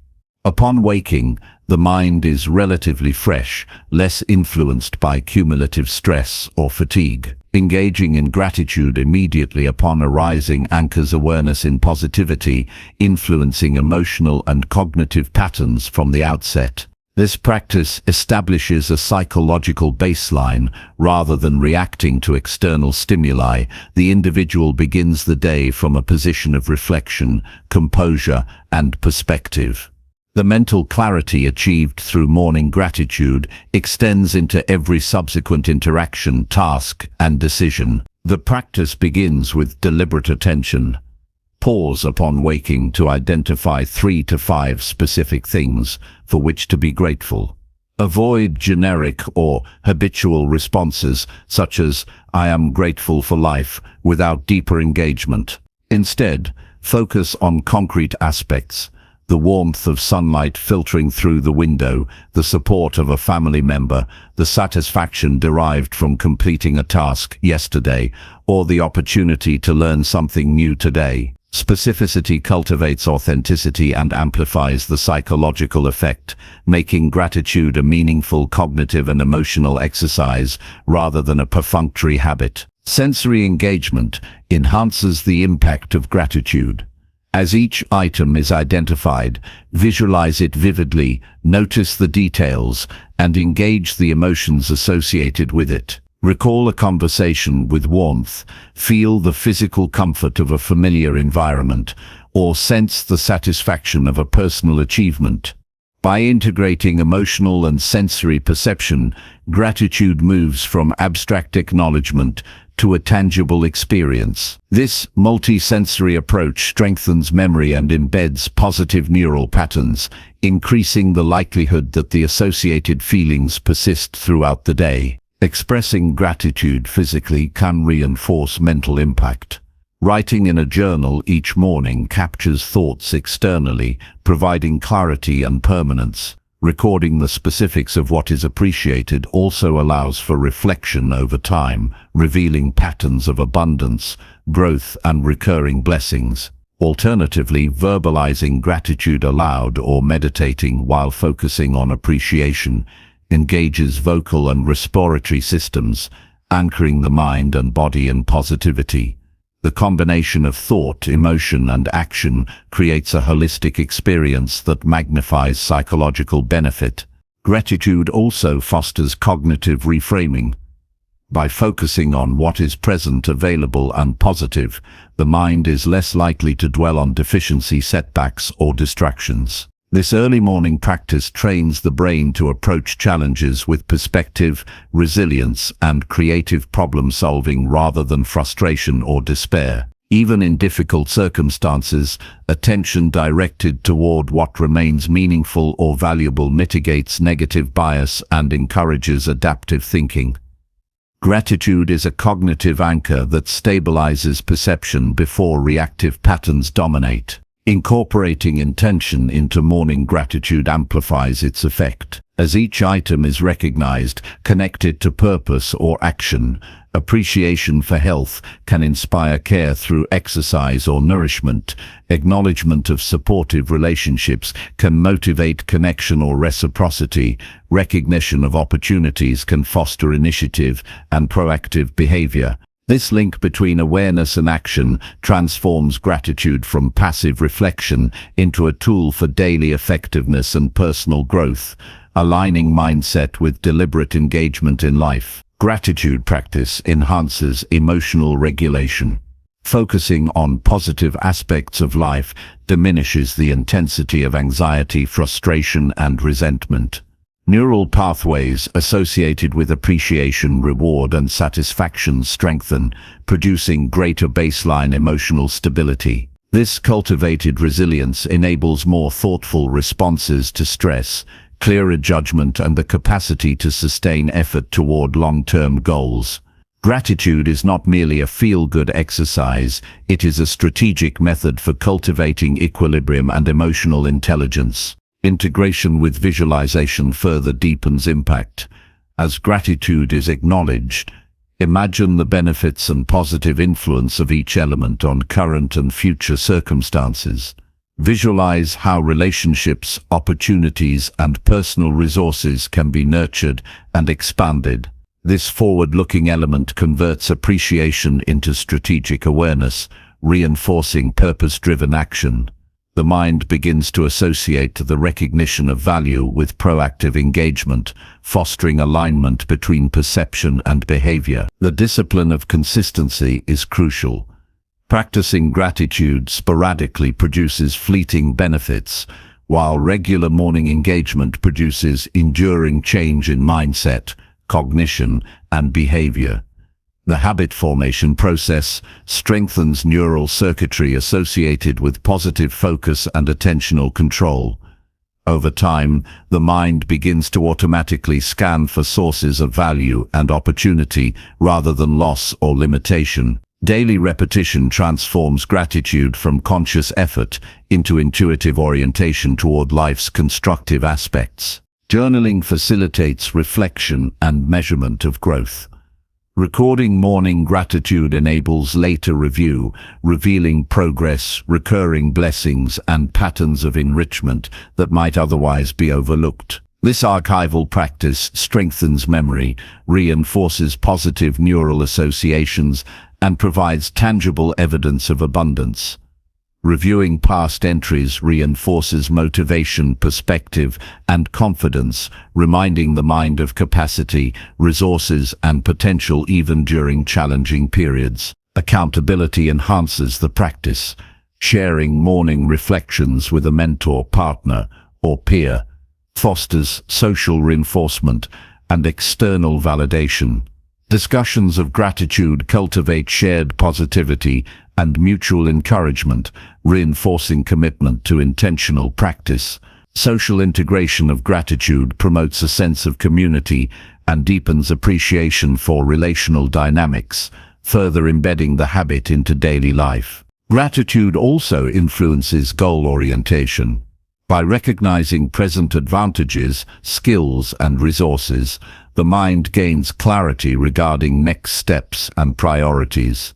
Appreciation for current assets informs strategy, enhances planning, and motivates constructive action. The focus on what exists, rather than what is lacking, generates a solution-oriented mindset that improves decision-making, efficiency, and alignment with long-term objectives. Mindful breathing can complement morning gratitude. As each item is acknowledged, synchronize recognition with calm, measured inhalations and exhalations. This integration of physiological and cognitive focus enhances attention, emotional regulation, and bodily awareness. Combining breath and gratitude produces a holistic experience, aligning body, mind, and perception in a single intentional practice, amplifying both psychological and practical benefits. Gratitude shifts perception of time. By attending to positive aspects in the present moment, the mind is less consumed by regrets of the past or anxieties about the future. Awareness of what is meaningful now anchors focus in the present, increasing efficiency, enjoyment, and intentional engagement. Temporal perspective shifts reduce cognitive noise, enabling better prioritization and deliberate action throughout the day. Long-term benefits of consistent morning gratitude include increased resilience, improved mental clarity, enhanced emotional intelligence, and elevated overall life satisfaction. Neural and behavioral pathways develop to automatically identify value and opportunity, reducing the influence of negativity bias. Habitual gratitude establishes a mental environment where challenges are approached with perspective, effort is aligned with purpose, and experiences are interpreted constructively rather than destructively. Gratitude ultimately becomes a lens through which life is observed and navigated. Each morning practice primes the mind for attentiveness, composure, and strategic engagement. Attention is drawn to abundance, progress, and potential rather than deficiency, failure, or distraction. Through persistent, deliberate practice, gratitude cultivates a robust, resilient, and purpose-driven mindset, enabling the individual to face the day with clarity, energy, and a positive trajectory. The morning ritual of acknowledging what is valuable creates momentum for personal growth, constructive action, and meaningful living, transforming perception and experience in lasting and profound ways. Number 10. Build discipline through small habits. Discipline is rarely born from grand gestures or dramatic transformations. It is cultivated through consistent, deliberate, and incremental actions. The most resilient forms of self-mastery emerge, not from sudden bursts of motivation but from small habits that accumulate over time, shaping identity, focus, and capability. Each minor act of self-control, each conscious decision to follow through on intention, compounds into a framework of reliability and strength. Building discipline through small habits is the process of creating momentum that becomes self-sustaining, embedding structure into daily life and transforming potential into measurable results. The journey begins with awareness of current patterns. Observe routines, decisions, and responses to temptation or procrastination. Identify areas where discipline is lacking, whether in work, health, relationships, or personal growth. This reflection illuminates opportunities where small, manageable changes can produce meaningful impact. Recognizing weak points is not a call to judgment, but a prerequisite for targeted action. Awareness creates a foundation upon which incremental habits can be intentionally constructed. Next, select habits that are small, specific, and achievable. Ambitious goals often overwhelm the mind and trigger resistance, while micro-habits bypass this barrier by requiring minimal effort, yet producing consistent reinforcement of self-control. For instance, committing to 5 minutes of focused reading each morning, 1 push-up per day, or a single email drafted before checking social media establishes the principle of follow-through without generating intimidation. These small acts serve as building blocks, each reinforcing the identity of a disciplined individual. Consistency is more critical than magnitude. Repetition strengthens neural pathways associated with self-regulation, making the behavior increasingly automatic. Small, regular actions solidify into routine, reducing the reliance on motivation, which is often fleeting. The compounding effect of consistent micro-habits produces substantial change over weeks and months. Discipline becomes a natural response rather than a forced effort, creating momentum that supports larger and more challenging endeavors over time. Link habits to existing routines for reinforcement.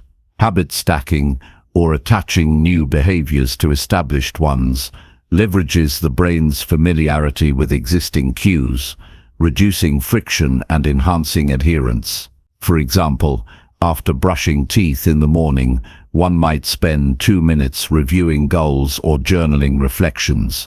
Associating new habits with existing anchors ensures that small actions integrate seamlessly into daily life, gradually expanding the network of disciplined behaviors without overwhelming cognitive resources. Clarity of purpose enhances adherence. Understand why each habit is chosen and what it contributes to overall goals. Discipline becomes more compelling when actions are tied to meaningful outcomes rather than arbitrary routines. For example, a habit of reading 20 pages each day is more motivating when connected to career advancement, personal growth, or mastery of a subject. Purpose aligns intention with action, creating a reinforcement loop that strengthens commitment and focus. Track progress meticulously. Recording completion of small habits provides tangible feedback, reinforcing accountability and motivation. Visual trackers, journals, or digital logs allow observation of patterns, highlight consistency, and make progress visible. Each checkmark, note, or entry represents a victory, however minor, validating effort and reinforcing the identity of a disciplined person. Feedback loops accelerate habit formation and maintain engagement even during periods of low motivation. Incremental adjustment maintains momentum. As small habits become routine, gradually increase challenge, duration, or complexity. A 5-minute meditation can extend to 10, a single push-up can progress to a set of 10, or brief reading sessions can grow into deeper study periods. This measured escalation ensures continuous growth without overwhelming the mind, reinforcing confidence and reinforcing the principle that discipline is built progressively, not instantaneously. Anticipate obstacles and prepare strategies to navigate them. Life presents inevitable interruptions, competing priorities, and lapses in motivation. Identify potential triggers that might disrupt habits and create contingency plans. This may involve setting reminders, creating environmental cues, or arranging social accountability. Proactive problem-solving ensures that small habits are resilient and adaptable, reinforcing persistence in the face of real-world challenges rather than collapsing at the first sign of difficulty. Celebrate micro-successes to sustain motivation. Recognition of progress, even on the smallest scale, reinforces the habit loop. Reward does not require extravagance. Acknowledgement, self-affirmation, or minor indulgence reinforces the brain's association between effort and positive outcome. These celebrations consolidate the perception that disciplined action is both attainable and rewarding, encouraging continued engagement and the expansion of habit networks. Combine complementary habits for synergistic effect. Small habits in different domains can reinforce one another, creating a holistic environment that supports discipline. For instance, consistent sleep schedules enhance energy for work habits, focused morning routines support exercise adherence, and mindfulness practices strengthen self-regulation for decision-making. Synergy amplifies the cumulative effect of small actions, producing systemic improvement across life domains rather than isolated gains. Reflection enhances habit integration. At the end of each week or month, review consistency, outcomes, and insights gained. Reflect on what worked, what was challenging, and how habits contributed to broader goals. Reflection consolidates learning, reinforces identity as a disciplined individual, and informs iterative adjustments. Over time, this practice enhances awareness, sharpens judgment, and strengthens strategic planning, embedding discipline not only in behavior, but in cognition and perception. Resilience is developed through persistence. Missing a habit occasionally is inevitable, but the response is critical. Return immediately to practice without harsh self-judgment, viewing lapses as data for adjustment rather than failure. This approach cultivates a growth-oriented mindset, ensuring that discipline remains a long-term pursuit rather than fragile or punitive. Resilience ensures continuity, which is far more important than temporary perfection. Accountability amplifies adherence.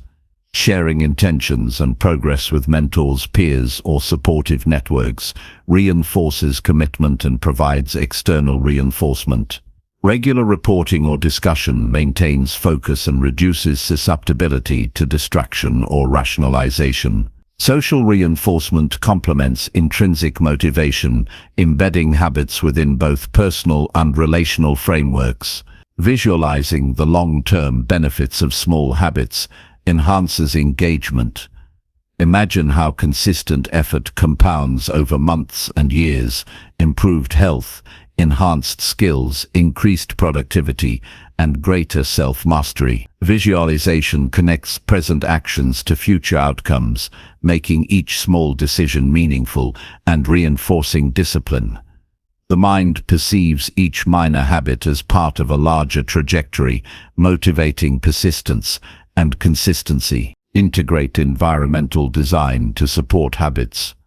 Arrange physical and digital spaces to reduce friction and temptation. Place exercise equipment in view. Keep journals or reading material accessible and minimize distractions that compete with intentional action. Environmental cues shape behavior, making adherence to small habits more automatic and reducing reliance on willpower alone. Thoughtful design converts surroundings into silent allies in the cultivation of discipline. Small habits also shape identity. Repeated action reinforces the self-concept of a disciplined person. Over time, behaviors and identity align. The individual no longer tries to be disciplined, but is disciplined by virtue of consistent, deliberate action. This alignment strengthens decision-making, reduces internal conflict, and increases the likelihood of continuing growth and self-mastery. Through deliberate repetition, attention to detail, and incremental challenge, small habits compound into profound transformation.